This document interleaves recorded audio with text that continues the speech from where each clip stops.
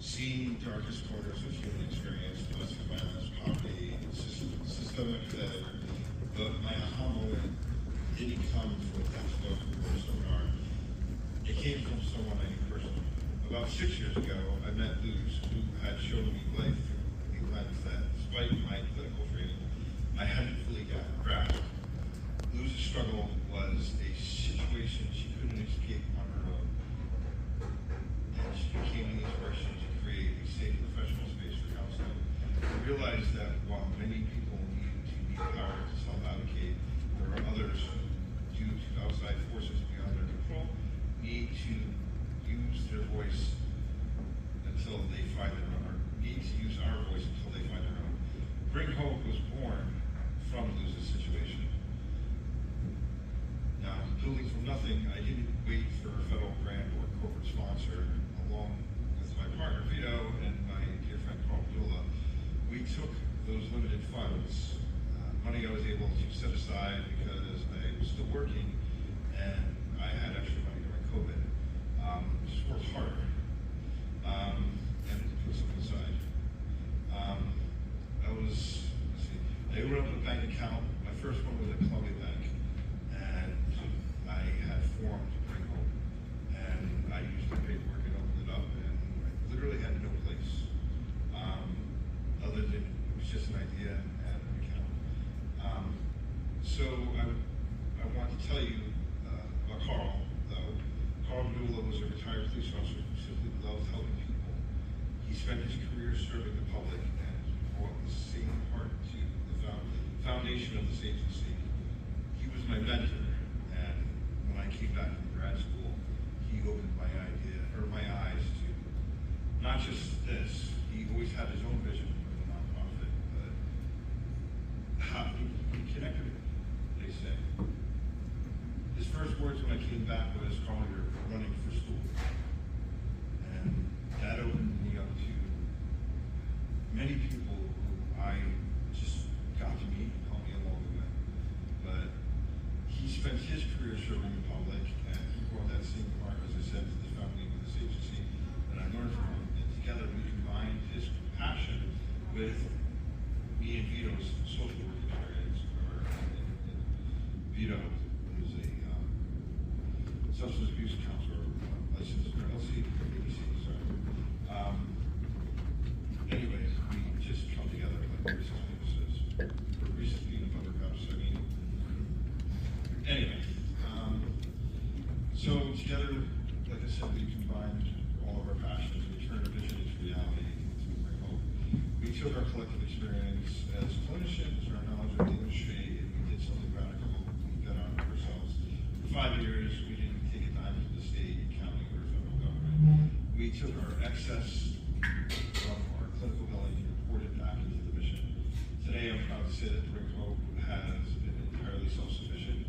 This independence gives us something rare: autonomy. We don't answer to bureaucrats, we answer to community. We determine needs based on people's progress, not a grant requirement. Now, the next 5 years, though, are new horizons. We have proven we can survive. Now it's time to thrive. We are celebrating our first 5 years by setting a bold course for the next 5. We're ready to grow faster. That is why we are utilizing our 501c3 status to ask for donations from those who we align with or who align with our vision. Our goals for the next 5 years are ambitious. Through Carl Padula's legacy, we want to honor him and his life of service. So we are launching a program designed specifically for veterans and police officers. We will provide a specialized group environment where those who protect us can find support. We're talking about people who come back from the military and they need to readjust back into civilian life. Our police officers don't, who come from that warrior ethos or that strong male pride or pride in general, and they need somebody to talk to. They're afraid to. We want to just stigmatize them, give them a place to safe to talk to. And my counselor Dave, who is a police officer in the township, is going to be an integral part of that. He's going to retire in November, and he plans on helping us grow this out.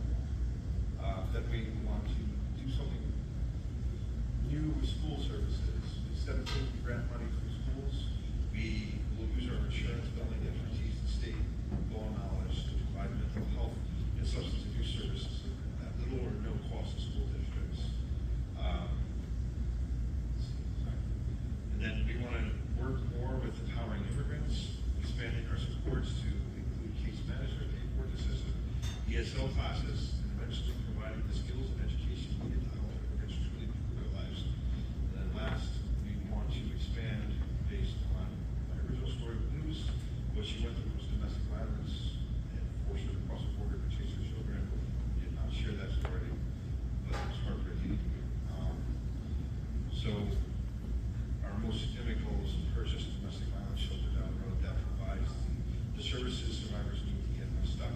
Through therapy, education, and case management, we will help them back into their workforce. Most importantly, the shelter will be self-sufficient, earning its own revenue to be reinvested directly back into the mission. So with that said, a new model for service, we aren't just trying to change lives, we're trying to change the way social services works. Refuse to be an agency that disperses excess like a nonprofit corporation. We are a nonprofit that reinvests everything into the people. We want to be an agency that only asks for help when sharing a new program or when we need to be, or when the need is really great. We're not asking for your donations tonight because we're weak or insolvent. We are asking because we're strong, but we realize we cannot do this alone. Help us help those in need. We are bringing change to people, change to the system. Thank you for standing with us. We are all grateful. Is this working? I'm not good with mics. I'm better at yelling. Project. Yeah. I'm going to talk about, Carl had a nice structured speech about what we offer, what we do. What I want to talk about is why are we any different? Because there's plenty of nonprofits out there. The resources are out there. We shouldn't be discouraged. And another one popping up is just another one doing the same old thing, helping somebody, right? What we like to think we are bringing that is more is a concept of humanity, something that is needed. I've been doing this since I started in Italy, actually, in 1997. I practiced in Italy from 97 to 99. Then I came back home, and I've been doing this since. I've worked in all the major agencies, always had a leadership position, and every one of them is the best one around. And every one of them, and this is the truth, every one of them does good work. Not everybody gets what they need at the best of the best. And how is that? Well, because they do their thing. And something that I learned in grad school, something that I've learned through experience, it covers most people. Most places don't cover everybody. What you can get at Bring Hope, what Bring Hope has more, I think, and it's because we're small. It's because, we're right upstairs. Everybody knows us. We talk with the individual, whoever comes, and we address that person. We address that person. And not everybody that has an issue with drugs needs to be addressed the same way. Not everybody that has a personality issue or something going on with their relationship and their personal life needs to be addressed the same exact way, or the cause is the same thing. So we try and tailor the treatment towards that individual, whatever's going on with that person. And we'd like to keep it that way. And if you even look at the people that are providing the treatment, it's all independent providers that can actually stand alone. It's not a bunch of staff that just, you get put through a conveyor belt.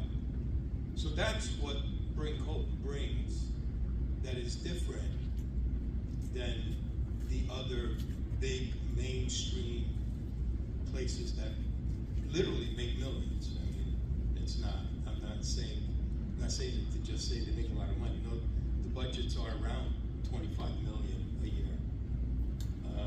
doing good, but let's print that, that's a lot better. So, that's the one thing, the human touch. I had a supervisor that years ago, when I worked in Bergen County, that came to me. She said, Vito, you know what's missing? I was the new person on the block, but I was the credentialed individual. The laws have changed. She didn't have my credentials, but she was 20 years older than I am. And she goes, Vito, you know what's missing in today's world? I said, what?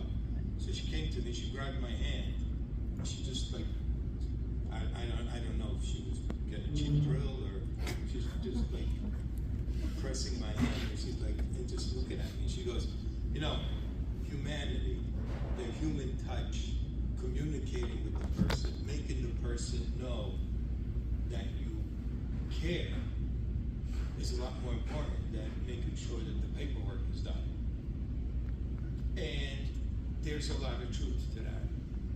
And we, the newer generation, needs to understand and know that the paperwork is important, depending on, how you come to us. Because if you're sent to us through the criminal justice system, for example, getting your paperwork done means if you're going to jail or not, right?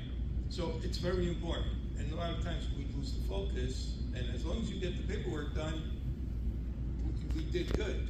But the person then goes out and does the same exact thing. Same thing happens even in relationship. The judge said that I need to show that he whatever, or she whatever, or the child this, or and the concern, the focus becomes paperwork. That's great, you need it, but what we focus on also, we don't exclude what the requirements are, but what we focus on also is that human touch. We care about the individual. If somebody can't be seen live, we'll offer them virtual assistance. It's not about, so we like to be not cookie cutter and not agency driven, but we like to be client driven, meaning whatever the client needs, that's the most important thing. So I think that that's why there's space for Bring Hope, because there's plenty of space for a place that is going to serve the individual, and we'd like to expand on that notion. So we are in the process of opening up an office in Hamburg. It's going to be fully licensed, but again, we can have meeting the requirements that the bureaucrats want us to meet, plus that human touch. And that's right, that's the focus. Treating people, not just making sure that we have another program out there. That was the message I want everybody to walk away from, understanding why Bring Hope and not any other place. Because quite frankly, every place is very good. There isn't a place out there that doesn't do what they're supposed to do. But the issue is, if you don't meet them, you end up failing. And we like not to have it that way.